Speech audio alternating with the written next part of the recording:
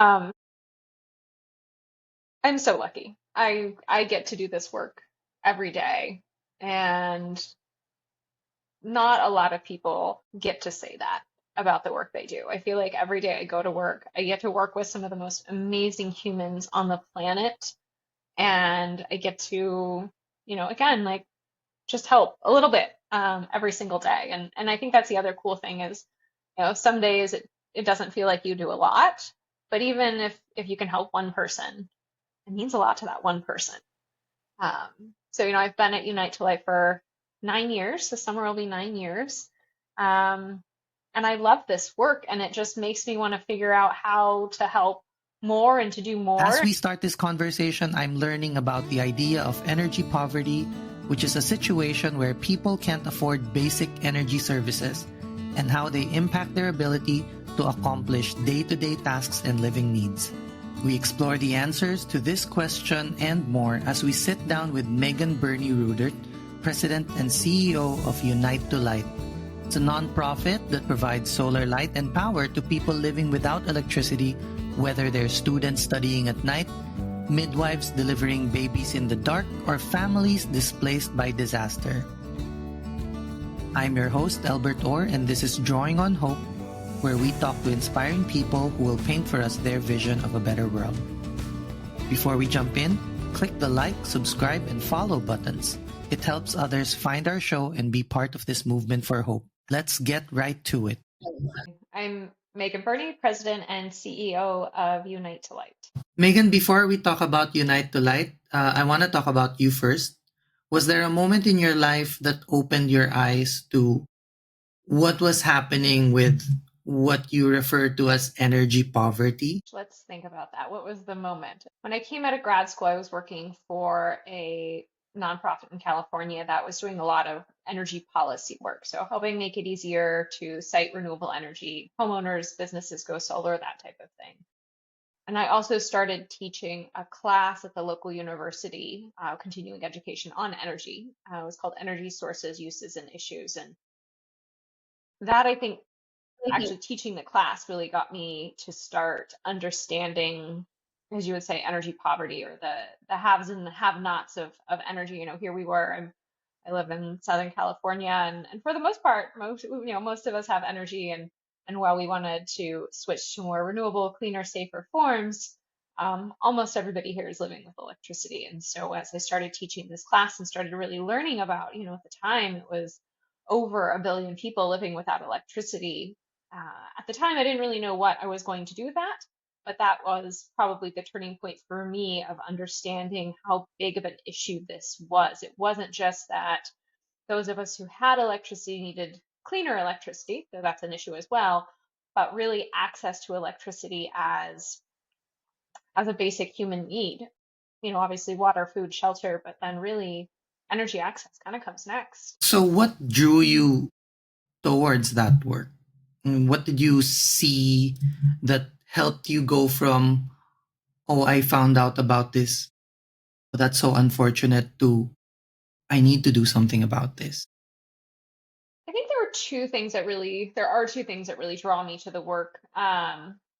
One is opportunity, and the other is impact. So on the opportunity side of things, there's a solution. I mean, there's a lot of problems in this world where there is no solution, or the solution is really hard.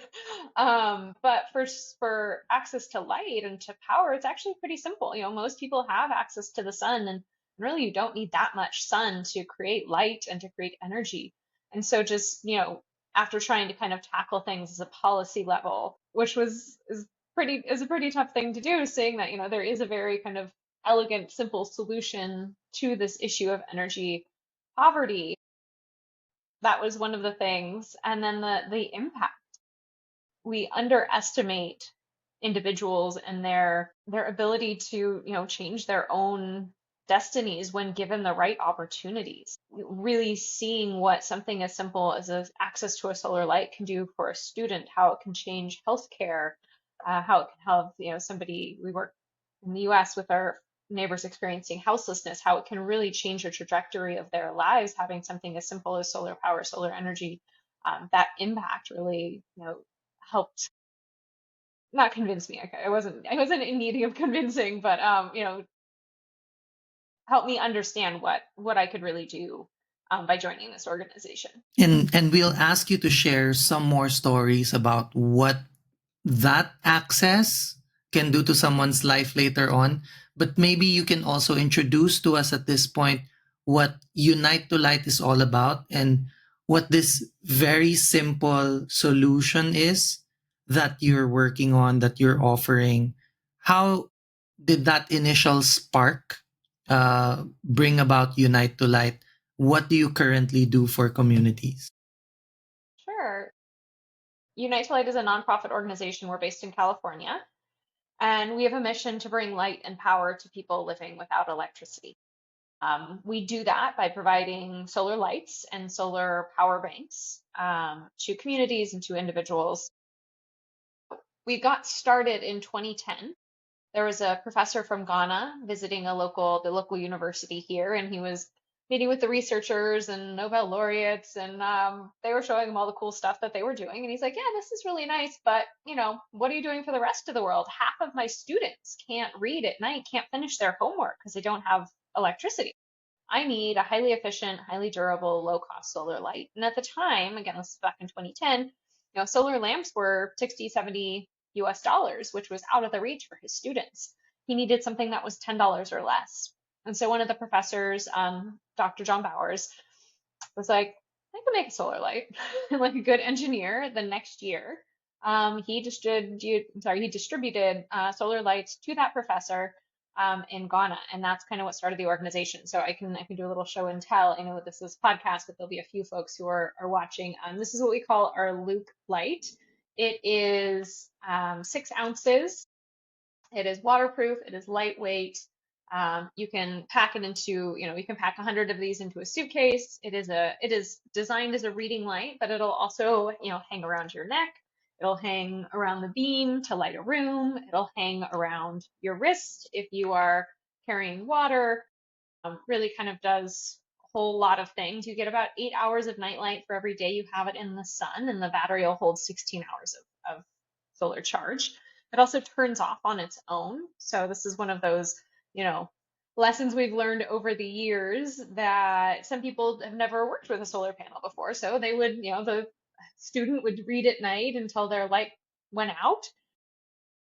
And then the next day they would put it in the sun, but they wouldn't actually turn the power button off. So the light would turn back on when the sun hit it. So this version, which we've been distributing for about the last 5 years, will actually turn off in the sun. So you don't actually have to worry about ever turning it off.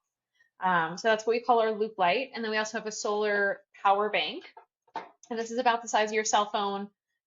It will charge your cell phone 3 or 4 times, but it also powers other USB devices. So we've actually worked with the United Nations on fetal heart rate monitors, blood pressure monitors, those types of kind of smaller medical devices, but also Wi-Fi hotspots. We've definitely run a fair number of Wi-Fi hotspots off of this. It'll fold out 3 foldable solar panels. So this will charge your cell phone 3 or 4 times. And it can also do other small USB powered devices. So those are our 2 primary products that we distribute throughout the world. And in addition to Ghana, like which countries is Unite to Light making an impact in? So we have distributed lights in over 80 countries since 2011. Every year is a little bit different. Our program areas are education, health, refugees, emergency response, and then homelessness. And so, we always kind of have a few big countries or countries that we're working with. Around the education side, we'll work with school districts and things, but a lot of our work also happens with emergencies, disaster response. And so that kind of is really determined by what is happening on a year-to-year basis. In the last few years, some of our primary partners have been in Bangladesh with the UNFPA, Honduras with a health group there. We've kind of always had a strong presence in Haiti as well as South Africa. But yeah, we've really worked all around the globe over the years. Let's circle back to some of the stories you started sharing with us, Megan, about how it's been impacting communities and what just having access to light can make a difference to people? Because we often take light and power for granted. And in the communities that you work with, maybe you can share with us, like, what does having light actually mean for someone's life? Yeah, it's a great question. And I think our strongest impact numbers come from the education side of things. We've looked at education.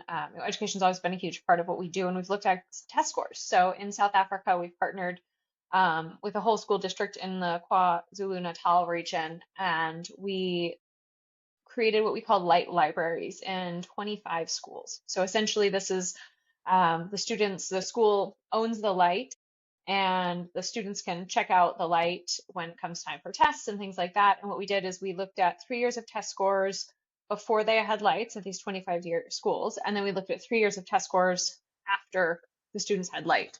And what we found is a 20 to 30% increase in graduation rates with the lights. So basically, from zero is the year that they have lights. Like year zero to year one is a 20 to 30% increase, and then that continued.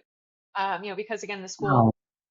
owns those lights, so the increase wasn't quite as great as 20 to 30%, but we saw it maintained. Those increased scores maintained over the years. So this is pretty amazing. I mean, this is a $10 solar light, and we're helping. One light is helping dozens of students. Those lights have 10,000-hour battery life, so we're expecting them to last 7 to 10 years. So this is $10 light helping 30, increase graduation rates by 10 students by 30%. So and that's just a single solar light, so that's pretty impactful.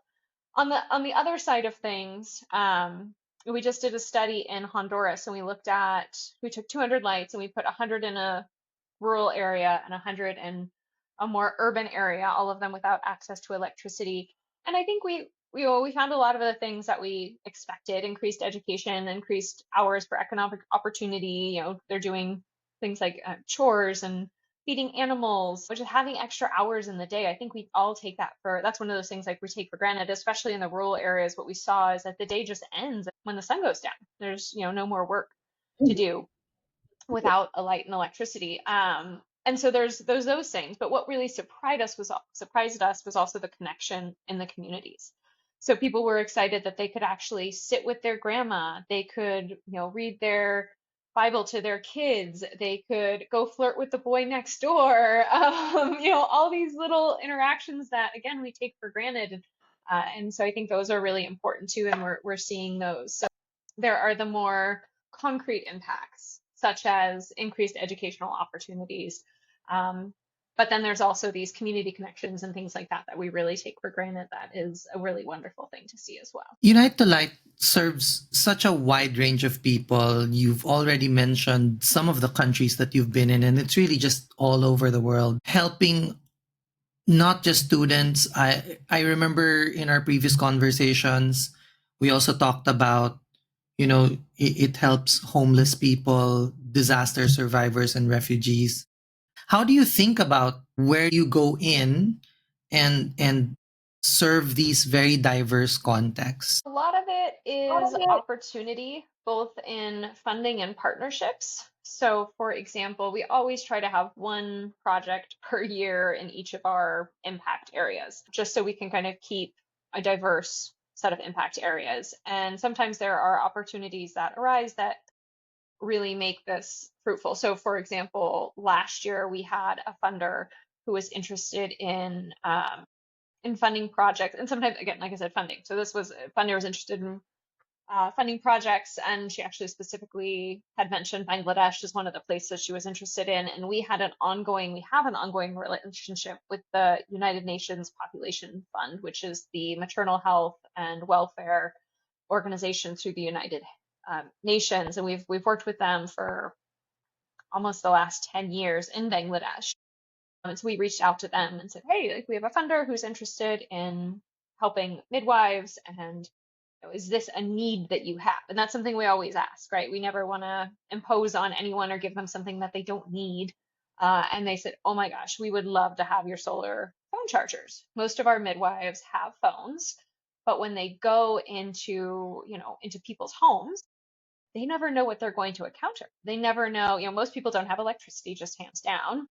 Some of them don't even have candles. Some of them have, flashlights. Some of them don't. And, and especially if they're at a home for an extended period, which happens often when you are helping to birth a baby, bring a new baby into the world, sometimes their phones die. So, they might have had a light, on their phone, and now they're getting to a crucial point in the birth and they've got no power for their phone. They've got no light. They've got no way to call for help. It's just, these again, talk about things we're taking for granted. And so last year we basically paired this funder with the UNFPA, and we're able to deliver 600 of our cell phone chargers or power banks to Bangladesh for the midwives. So those go to the clinics, and then kind of like the light library idea, the midwives can actually check out one of our chargers when they go out and do house calls, and then they bring them back, and then the clinic keeps them. And anybody really in that community, their network of health professionals can use our chargers, not just the midwives. And so that's really one of those opportunities that we always look for to partner with. And I like what you're saying, Megan, earlier about how you ask them first if this would be helpful. Because one of the things that I was wondering about coming into this conversation was, as a nonprofit that's based in the US, serving communities in Africa, in Asia, even in your own country, like how do you navigate the risk of maybe unintentionally reinforcing that white savior narrative, and instead really build genuine partnerships rooted in respect, in listening, in valuing other people? How do you make that balance and how do you navigate that? Yeah, I think that's a great question. And there's a few different ways and a few different reasons. First of all, I mentioned we had sought that partnership out. Most of the time, it's organizations and individuals searching us out. Again, sometimes I'll have a fund that's like, oh, I want to fund in this area and we'll look for a partner, but usually it's partners coming to us. So that's a big thing for us, is that we always want to have an organization, boots on the ground, that's already doing the work, that is looking for this type of assistance. And then also, I think a big part of it is our mindset. We like to say that we provide tools to help people thrive, and really empower folks, but we know that we're not doing the work; they're doing the work.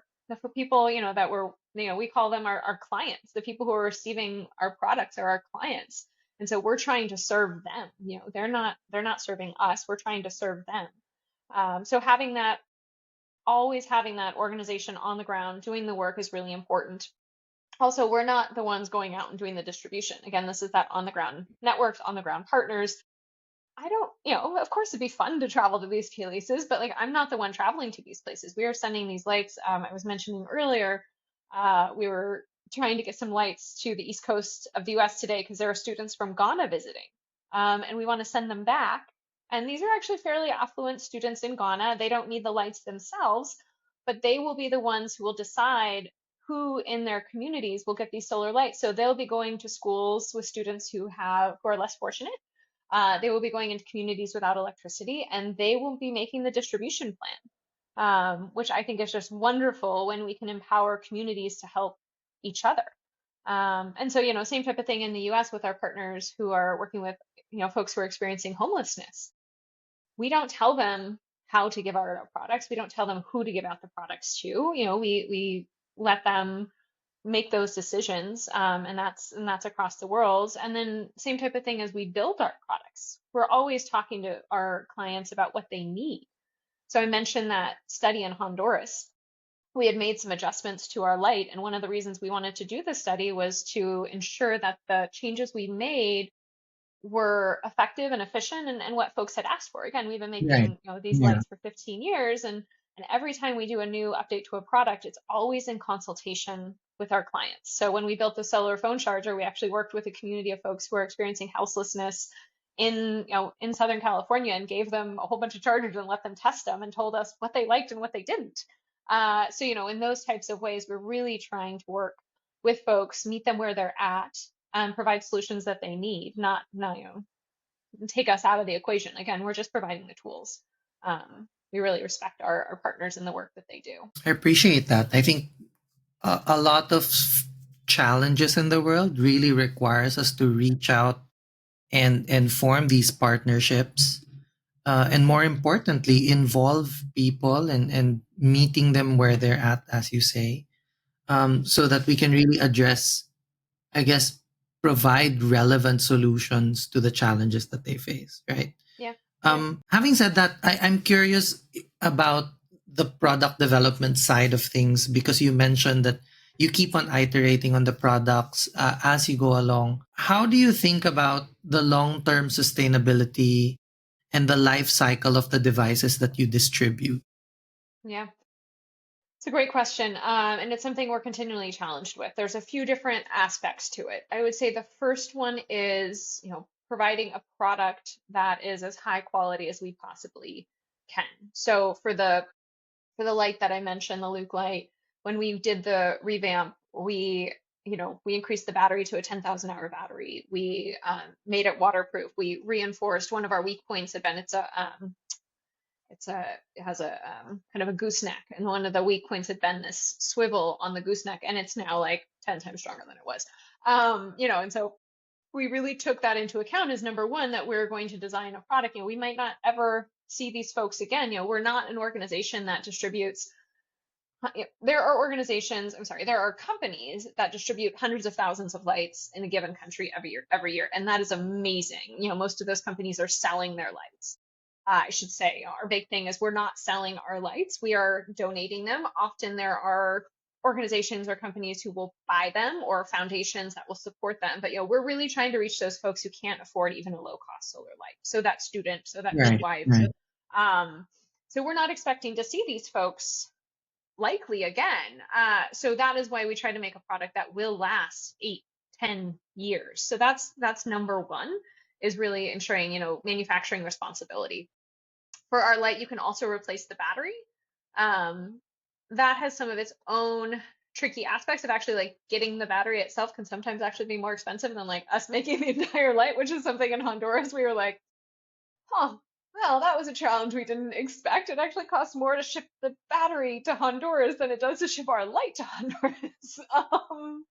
And then there's kind of the end of life and recycling. And so that's again where we're really trying to work with our partners. And that is something I would say we have room to grow and we have room for improvement. And that's something we're trying to figure out. And we haven't really figured out how to do in all of these places. Because again, sometimes we'll send 1,000 lights to Ghana, but then sometimes somebody will carry 100 lights to Peru, right? So like, how do we ensure end of life recycling for those 100 lights in Peru? It's nearly impossible. But it's something that we continue to talk about. But our lights can be taken apart. You can replace the battery, and so that's a good thing. But it's something that we have not figured out kind of at the end of life yet how to really close that loop. But that is why we work with our partners. So, for example, the UNFPA in Bangladesh, like we've talked to them about e-waste recycling and ensuring that if there's a product that's has a defect or, at the end of the life, that they are gathering it, that they are disposing of it properly. It's not ending up in some landfill or on the side of the road. So part of it is education, but again, that's definitely somewhere we can do better. Work in progress. Work in progress for sure. Yeah. So, how do you then define success, Megan, beyond the number of units delivered? Like, what do you think about? What do you look for in terms of the impact that you want to make in the communities that you serve? It's hard because aside from the numbers that we've gathered for education, it is really hard to measure the impact of our products because usually they're in collaboration with a lot of other things that are happening. It's not often a light on its own. I'll give you an example. We worked with the World Food Program in Sierra Leone, and they had this is pre 2025 when the USAID was dismantled. World Food Program had in Sierra Leone had designed a new distribution model where they're working with local farmers and the local teachers and World Food Program. And essentially, when the teachers needed food, they would basically send a message, and that would get routed to the local farmers who could then provide the food, and then World Food Program would pay the local farmers. This is great, right? I mean, we're getting local food, the farmers are getting support, the kids are getting fed, like wonderful. The teachers didn't have power for their phones to send those messages. So, yeah, yeah. So So they were sending their phones by messenger on bikes like a day away, paying Okay. a couple dollars, which is like a week of their salary to get their phones charged. And they were trying, doing this like once a week, having to send their phone to another community, which was also then being charged with like a diesel generator, which is terrible. When So we when you provided, said and this is like, I guess, a sign of how I take it for granted and how privileged we are. At first, when you said messenger, what came to mind was Facebook Messenger. So I like thought, oh, bike they didn't messenger. send it via SMS. It's like Messenger, and then you started telling the story, and continued on with the story, and I realized it's a person, Uh-huh. a bike messenger, right? Yeah, like a physical person had to like bike their phone to Yeah, another community to get it charged off of a diesel generator, which is also terrible for everyone. When you talk about air right. pollution, Yeah. noise pollution, costs, you name it. Anyway, so we provided them with solar phone chargers for one of the communities, which was actually on an island, which was even a harder place to get power for their phone. And so, in that way, like the program's already laid out, right? They have this amazing app. It's helping get food to kids. It's helping the farmers, but like ours is just a tiny portion of like, oh, here, let's make this a little bit easier for you all. So, for us, when we think about impact, we really try to kind of dig a little bit deeper than just the numbers and talk about the people. So, get those stories, understand how it's changed their lives, understand how it's, it's often bringing them opportunity, it's often bringing them hope, those types of things. We obviously look at, reduced air pollution and those types of things as well. But I think for us, it really is diving into these stories of safer births, more food, better education, and then honestly, connection and community sometimes. With our neighbors experiencing houselessness, we see this in the US is we all depend on our phones. And most of the services are also internet or phone based. If you want a job, if you want housing, if you want to find, a lot of times you can find food by word of mouth, but not always. Especially when it comes to like jobs and housing and things like that, you have to be reachable by phone. And so our, folks who are living on the streets don't have anywhere to plug in their phones. So being able to provide them with that phone charger, and we saw this in a study in Los Angeles last year. There was a group and they provided phones and phone chargers. And I think of the 150 people they provided those two items to last summer, 93 of them got housing by the end of the summer, which was a pretty significant Ah. number. Again, it's for us, the numbers can be a little tricky because we are just part of so many, important things happening. But so that's why we really try to dig into those stories and hear from people about how it impacted them as individuals. And I like that you're looking at stories as one way to measure impact, because I think what it also really reveals for us is how so much of our modern existence is tied around having access to power, and it's easy to take that for granted. Yeah, Do you I mean, I have think any? Yeah, sorry, go. no, I was just say you mentioned taking it for granted. I'm looking around the room I'm sitting in right now. There's probably 2 dozen lights, and that's probably one of the biggest problems we actually have is that we do take it for granted, and it's hard to get the attention of folks to understand the importance of light and power when we are so readily connected to those things. And that's one of the challenges we have is, there's still about 700 million people, so 1 in 10 people are still without electricity. If you add reliable, that number doubles. Um, but there's, most of us, especially most of us who have it, it's just a hard thing to imagine living without it.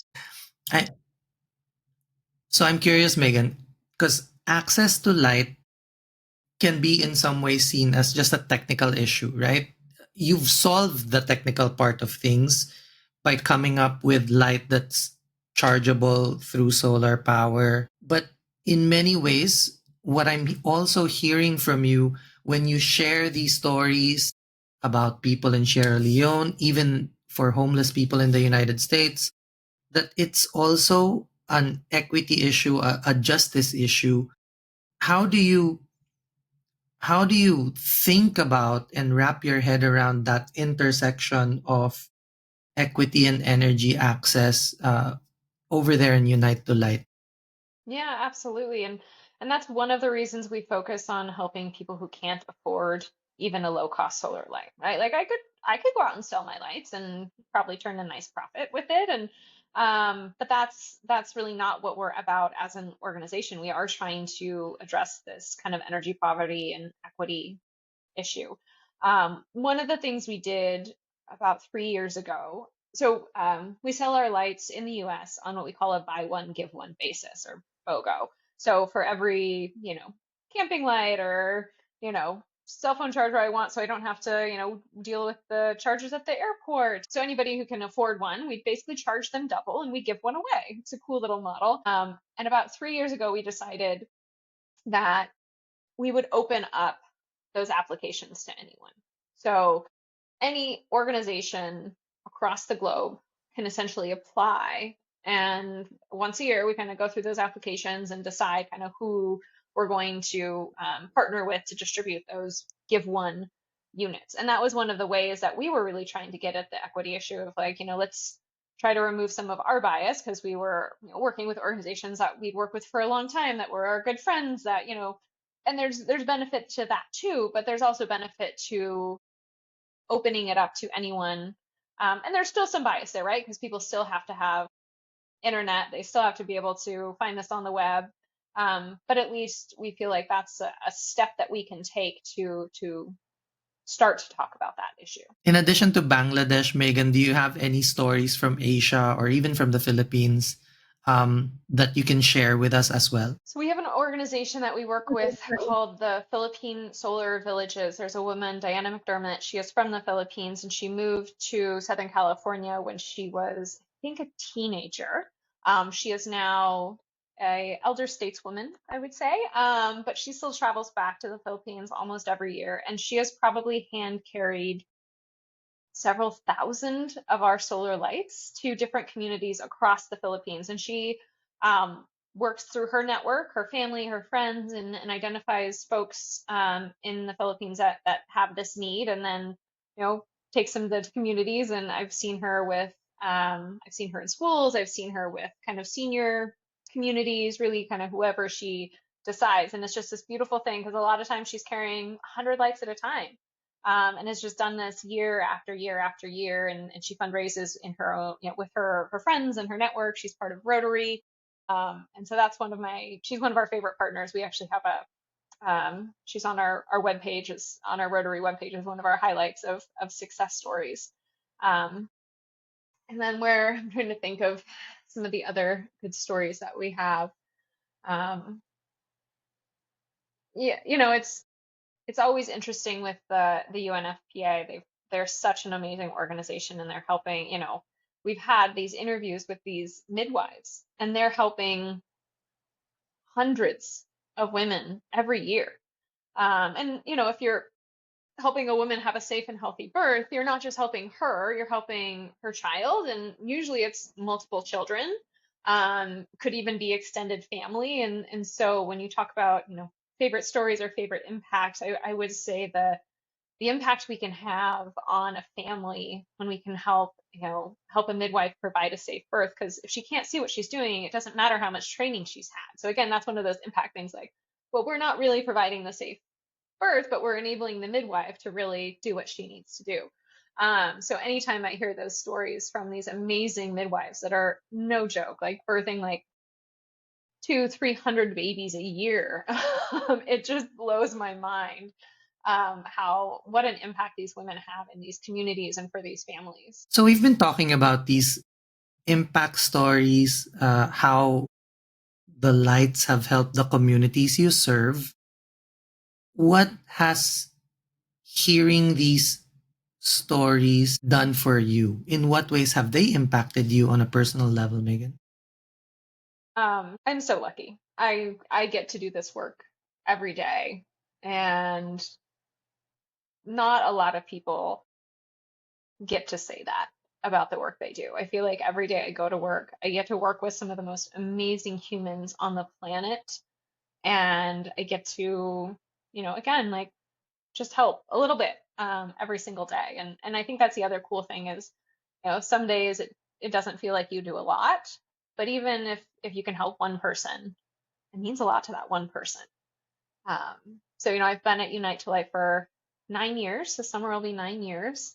Um, and I love this work, and it just makes me want to figure out how to help more and to do more. And we're actually starting to look at a new technology that would be for, instead of a personal solar device, it would actually be for a rural clinic or a small school that would just kind of provide them, for like the clinics. We were actually working with the UNFPA again and talk to them like, what are your basic needs? And they're like, we need to, power refrigerator for vaccines. We need to run a couple laptops, personal devices, and some basic lighting. I was like, okay. And there's a local startup who's developing this new technology that's waterproof.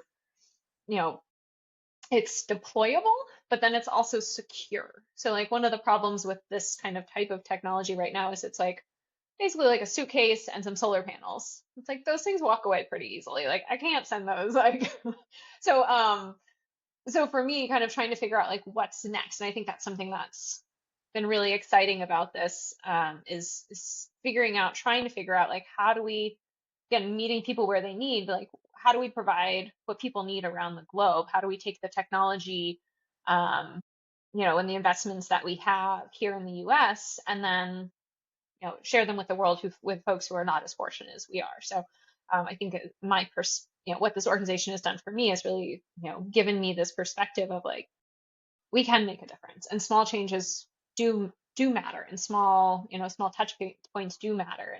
And we're in a tough time in the US right now for a lot of us. And so, having that as a background is something to come back to every day, is like our actions do matter. We can change, we can help others, right? Like even if we don't when we don't like what we're seeing happening in the world, we can still make a difference. That's such a powerful message, that we can make a difference even with small actions. So I guess I wanted to build on that and ask you, for those who might be listening or watching this but feel like problems are too big, um, what would you say to them? Where can they begin? I think that beginning close to home is always important, because that helps you understand the problems better. So, for us at Unite to Light, like we started in Ghana, but that's because we had somebody from Ghana asking for help. And now when we're doing this new, I was mentioning this new technology we're deploying, we're going to deploy it in Southern California first to make sure it works. And then we're going to go out to do the next thing. So, finding an individual, finding, a family or a community that needs help. And it doesn't necessarily have to be monetary, right? Sometimes people need help replacing a roof, or with a week's worth of groceries. I think taking those small steps within our community can really start us thinking down those paths. um, and that's kind of where I would suggest people start, is like, what's a difference that you could make this week, right? You don't have to stop climate change today. You're not going to stop climate change today, but is there something in your personal life that you could do? Is there something that you could do to help somebody else make that change? So for us, it's like, okay, can we replace those kerosene lamps with solar lamps? It's not going to stop climate change, but for those folks whose lives that we can help, it really does matter. And then for all of us globally, it matters if we can take these small steps together. Thanks, Megan. So, as you listen to these impact stories, Megan, what do you see at the end of the road? So, maybe you can paint a picture for us about your vision for the future, where if everyone has access to safe, clean, reliable light, what would that future look like? Yeah, I do joke that it'd be fun to be out of a job someday. Um, I think the promise of solar energy and renewable energy is that it can meet different community needs. And I think that's really important as we go forward, because those 700, million people that are out without electricity right now might not want the type of electricity we have in the US, or where you're at, and in the Philippines. They might want something that is more portable, something that is more um, durable, and something they can even take with them, right? Like I'm thinking like nomadic tribes. I'm thinking of those types of things, and that's the promise of solar energy, is that we can do that, right? This distributed energy that can actually move around with people. We don't have to have huge interconnected infrastructure. I mean, we live in California and our infrastructure is, on fire half the time. So, you know, to me, a future where everybody has access to clean, safe, reliable, affordable electricity is very much based in renewables. It's very much dictated by the communities that are using the energy and what they need. And I think importantly, it's providing opportunities in health, opportunities in education. Um, there's an organization in our community called World Telehealth, and essentially what they do is they're setting up telehealth appointments all around the globe so that experts can help folks remotely, and they're providing amazing training to empower communities, and it's life saving, it's cost saving. And so I think those type of things, that's the type of thing like, hey, well, those things still need power, right? Like, great, but how do we get those into these remote communities? How do we save lives in these remote communities? Well, we need renewable power, we need communication. So yeah, I think that's kind of what I foresee the world as, is more flexible, safer, cleaner, um, and with better access for what people need and want. For those who want to support you in that mission, how can they reach out to Unite to Light? How can they stay updated? Yeah, thanks. As I mentioned, one of our biggest struggles is just people understanding that this is an issue. So the more that we can talk about it as a global community, the better for us. So we are on Instagram, we are on Facebook, we are on X, we are in LinkedIn. Our hashtag is just at Unite to Light, UNITETOLIGHT. And that's really the best way. You can also sign up for our newsletter through our website or through any of our social media channels as well. But yeah, I would say social media, like us, follow, comment, all those fun things. We really do try to share inspiring stories, not just to highlight the work that we're doing, but to highlight the important work that our partners are doing. Like I said, we work with some of the most amazing organizations across the globe, and just so lucky to get to partner with those organizations and really provide people the tools they need. And if for those who are listening or watching, it might also help to let you know that the website also already has an integrated shop so that you can buy one and get one yourself. Megan, Yes. how else can they avail of the lights and the power bank? So yeah, I mean, we have the buy one give one program. If folks have organizations that they want to support, we can also work with individuals and work with organizations. So for example, if there was a project in the Philippines that we wanted to send light to, we have peer-to-peer fundraising that's on our website that anybody can sign up for a peer-to-peer page and fundraise for their own projects. Those types of things we really try to do, kind of, again, that's going back to the community of what does the community need. Yeah, I'd say that would probably be the other way that people can get involved is, if they have a project, like, bring it to us, let's chat about it. We'd love to see if we can get more lights out there. And finally, Megan, as we wind down the conversation, can you also share with us, especially when times are tough, what keeps you hopeful and what keeps your light shining bright? Yeah, I think I've mentioned this a couple times, but it really is the people that we get to work with. It's the partners that are the distribution partners, so these organizations that are working in community that are helping us kind of reach the last mile, and then it's the clients, the folks who are receiving our lights and chargers. I mean, we've got just such amazing humans that we get to work with every day, and knowing that everything I do can help an individual really kind of keeps me going. All right. Thanks so much, Megan, for sharing your story and vision for a better tomorrow. Appreciate it. Thank you, Albert, for having me. Really appreciate it. And that's it for this episode of Drawing on Hope. A big thank you to Megan Birney of Unite to Light for sharing their story and vision for a better tomorrow. If you found today's conversation meaningful, share it with someone who could use a little hope and inspiration. And if you want to hear more stories of change makers working to build a better tomorrow, don't forget to subscribe and leave us a review. it helps others find the show.